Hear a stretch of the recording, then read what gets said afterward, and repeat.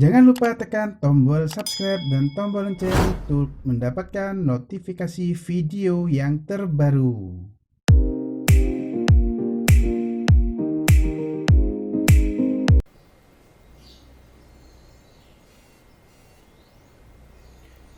Oke, assalamualaikum warahmatullahi wabarakatuh.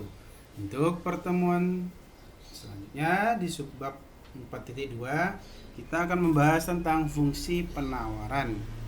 Pasti fungsi penawaran itu, oke kita lihat ya, fungsi penawaran itu intinya berada di salesman gitu ya, atau biasanya gitu, diperuntukkan untuk fungsi biaya yang berlaku untuk salesman.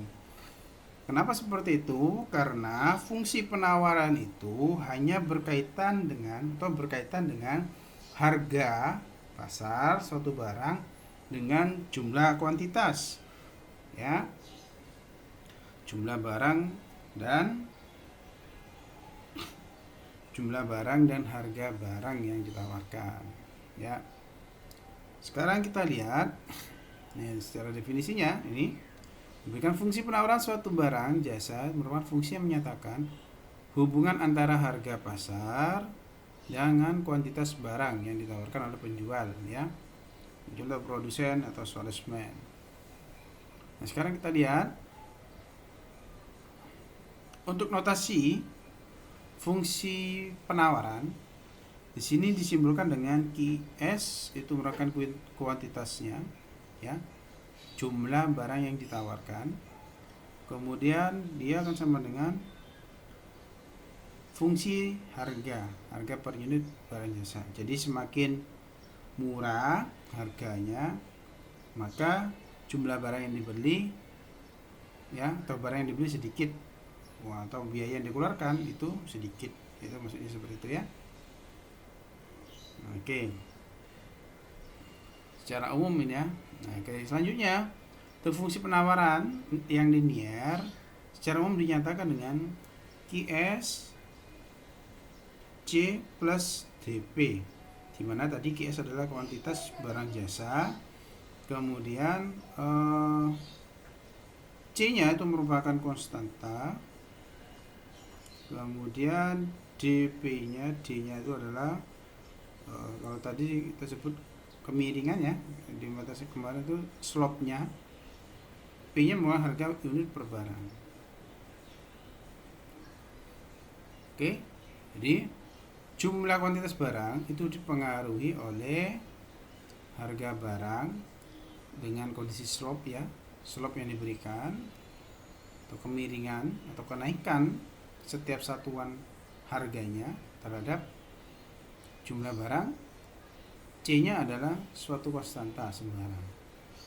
Itu kondisi awal ketika tidak ada biaya, maka akan dilakukan penawaran barang sejumlah minimal, atau barang yang ditawarkan minimal sejumlah sekian. Oke. Selanjutnya kita lihat kurva. Sama seperti fungsi permintaan, di sini ada 3 grafik untuk fungsi penawaran. Slope positif, slope 0, slope tak berhingga. Kalau slope positif ini artinya kenaikan harga, ya, akan berimbas kepada kenaikan jumlah yang ditawarkan, ya, jumlah barang yang ditawarkan. Sedangkan untuk yang slope 0, ya, barang yang ditawarkan itu tetap harganya yang berubah. Nah, ini berkaitan dengan permintaan biasanya, ya. Slope 0 itu pada permintaan itu hampir sama dengan slope 0 pada fungsi penawaran. Jadi berapapun harganya, barang yang ditawarkan tetap, ya. Soalnya slope tak berhingga, harganya selalu tetap, jumlah yang ditawarkan berubah. Oke, ya. Ya. Kenaikan harga, kalau semakin ke kanan semakin besar, kan? Kenaikan harga diikuti juga kenaikan jumlah barang untuk yang slope positif. Slope 0, harga barang meningkat, jumlah barangnya tetap, ya, stabil di sini. Sedangkan di sini harganya yang tetap, gambar ketiga, harganya yang tetap, permintaannya berubah-ubah, boleh sedikit harganya tetap, mau banyak harganya tetap, ya. Harga yang ditawarkan, mau ambil sedikit harganya segitu, mau ambil banyak harganya segitu. Sedangkan yang di sini, yang B, mau ambil satu, ya, harganya kecil, ya. Mau ambil banyak, sini harganya juga, mau ambil berapapun, mau ambil, jadi ada batasnya, ya, dia stabil di sini, maka berapapun harganya jumlahnya tetap,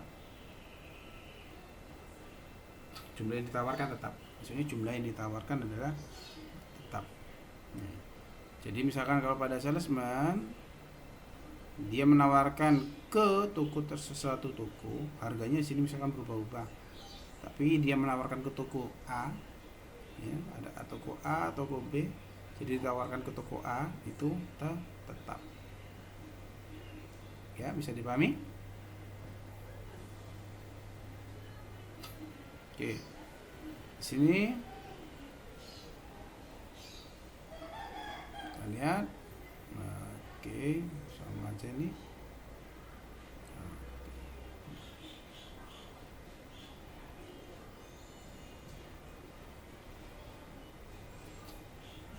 Ya.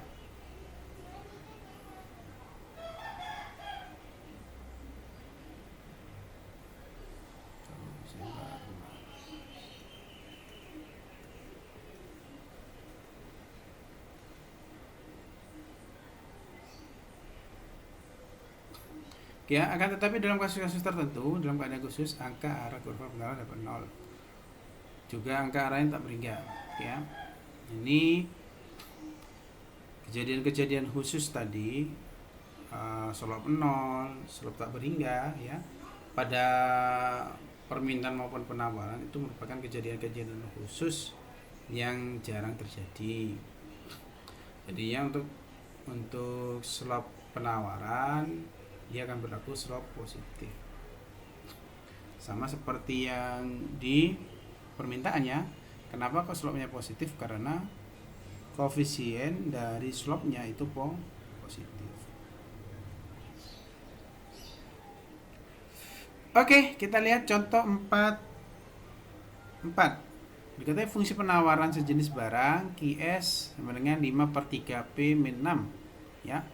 Pertanyaannya adalah batas-batas nilai ini, ya. Karena penawaran maka ada jumlah minimum yang harus dibeli sama jumlah biaya yang harus ditawarkan, ya.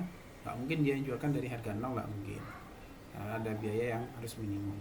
Sekarang kita lihat, kalau dia minimum maka tidak ada permintaan, kan gitu. Kalau tidak ada permintaan berarti Q-nya adalah 0.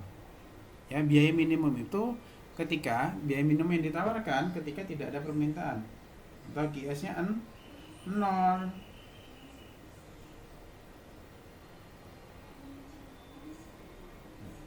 Kalau QS-nya 0, maka kita dapat apa di sini? Nah, kita dapatkan nilai P-nya. Ya, untuk menjawab poin A ini, maka QS-nya 0, maka, ya, 0 sama dengan 5/3 P min 6. Kiabatnya dapat 6 sama dengan 5/3 P, sehingga P-nya adalah 6 dikali 3 dibagi 5. Kita dapat berapa itu? 6 kali 3 dibagi 5, 18 dibagi 5, berarti 3,6.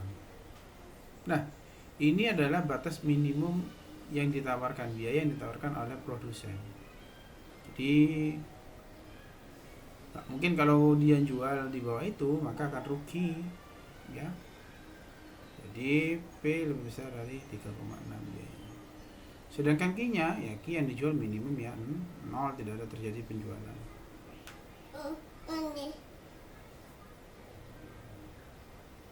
Tidak jadi, tidak ada penjualan. Berarti Q-nya agak gitu ke atas, berapapun yang ditawarkan terserah ya. Yang penting dia harus memenuhi kondisi bawahnya. Sekarang kita lihat nomor B. Berapakah kuantitas barang yang ditawarkan oleh penjual? Kuantitas barang yang ditawarkan bila harga per unit. Nah, artinya nilai P-nya tinggal kita ganti. Sekarang saya ganti warna dulu. Nah, kalau P-nya diganti 12, P12, maka kita dapat Q-nya adalah 5/3 kali 12 kan gitu, kurangi 6, sehingga kita dapat 20 kurangi 6 berapa tuh? Cara-cara 4 ya. 20 kurangi 6 14 ya. Kalau P-nya 6, kita dapat, kalau P-nya 6 kita dapat 10 kurangi 6. 10 kurangi 6 sama dengan 4. Maka jawabannya 14 sama 4. Jadi tinggal menggantikan nilai P-nya. Yang C, berapakah harga terendah sehingga tak ada seorang penjual yang mau menawarkan barangnya? Harga terendah, tidak mau menawarkan barangnya. Tidak mau menawarkan barangnya berarti kan tidak ada barang yang keluar. Sehingga di sini adalah batas minimumnya itu tadi. P sama dengan 3,6. Ya. Jadi 3,6 ke bawah ya. Harganya kalau 3,6 ke bawah dia nggak lepas. Nah gitu ya. Berarti tidak dilepas. Nah, jual barang. Harganya di bawah 3,6 ya. Kalau dilepas ya rugi kan gitu. Maka tidak akan dijual. Berapakah harga per unit barang sehingga penjual produsen masih mau menawarkan barangnya?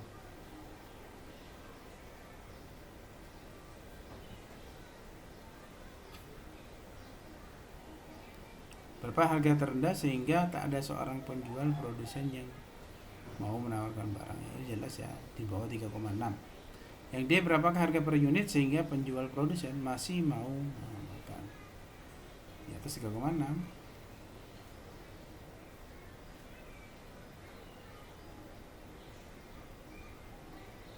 Ya, produsen masih mau menawarkan barang jika di atas harganya di atas 3,6.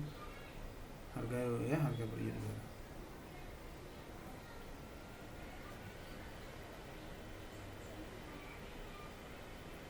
Oke, begitu.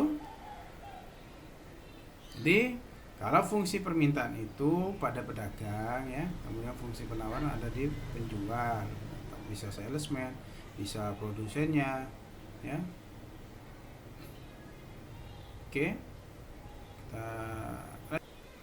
Oke. Selanjutnya untuk contoh 45, nah di sini hanya diberikan data harga per unit sama kuantitas barang yang ditawarkan. Kalau 2 ini 0, kalau 4 itu 4 ya. Kemudian kalau 5 itu 6. Lalu bagaimana cara kita, yang diminta adalah fungsi penawarannya bagaimana? Bila harga per unit 10, berapakah? Buatlah grafiknya. Oke. Nah, di sini kita diminta buat dulu persamaannya. Cara membuat persamaannya di sini kan tidak ada informasi kemiringannya, maka bisa kita jadi dulu kemiringannya. Ya. Tahu karena ada di sini cukup kita ambil 2 titik saja, sama seperti yang fungsi permintaannya. Kita pilih 2 titik yang kecil saja ya angkanya. Nah, ini kita ambil misalkan ini adalah penawaran 1, saya bilang titik 1, ini titik 2, ini titik 3. Ini kan nanti jadinya kita dapat, ingat Q itu ada di atas berarti Y, berarti 2,0, ini 4,4, ini 5,6. Maka kita bisa menentukan persamaannya dengan menggunakan 2 titik itu. Kalau T2 ya, berarti kita ambil, ingat rumusnya adalah Y2 min Y1 per Y min Y1 sama dengan X2 min X1 per X min X1. Oke. Y2 nya 4, Saya ambil ini ya, titik 1 sama titik 2, sehingga ini kita ambil yang ini. Berarti 4 kurangi 0, 4 kurangi 0, kemudian Y dikurangi 0, sama dengan X nya 4 kurangi 2 dengan X dikurangi 2. Oke, kita kali silang, ini Y 4 kurangi 2, 2, 4 kurangi 6, 0, kita kali silang.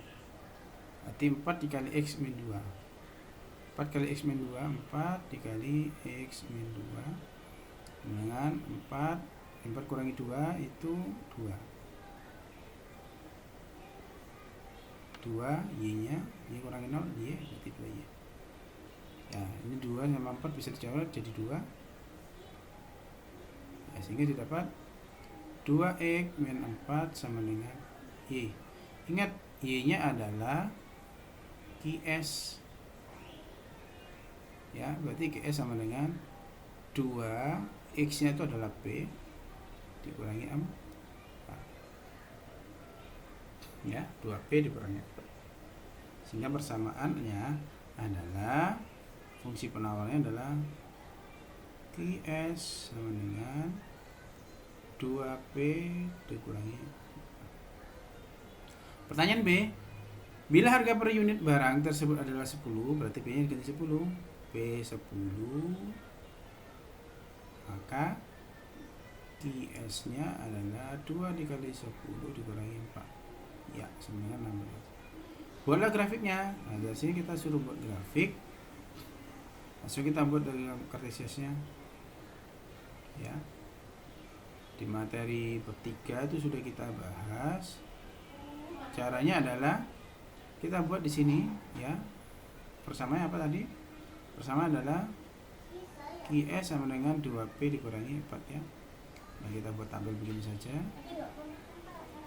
Ini kita tulis di sini adalah P, di sini QS. Kemudian kita kasih ini. P-nya 0, kita dapat QS-nya min 4.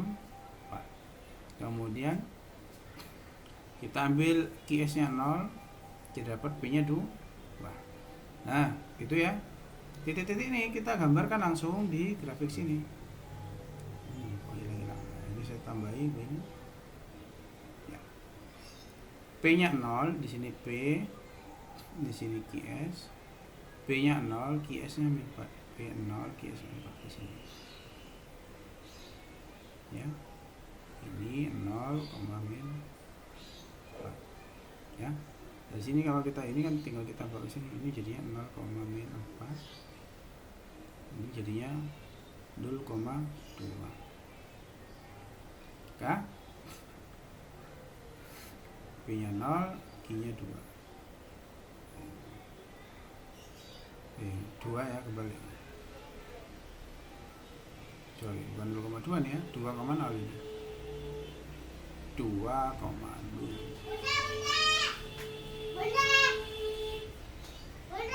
Nah, setelah 2 titik tinggal kita garis saja. Ingat yang di bawah ini kan tidak akan dilakukan oleh si produsen, maka kita buat titik-titik. Di atas P tinggal garis. Oke. Udah ya. Selesai untuk 4.5. Oke, silakan dipahami kemudian jadi tanyakan. Terima kasih atas perhatiannya. Kita lanjutkan di pertemuan selanjutnya. Wassalamualaikum warahmatullahi wabarakatuh.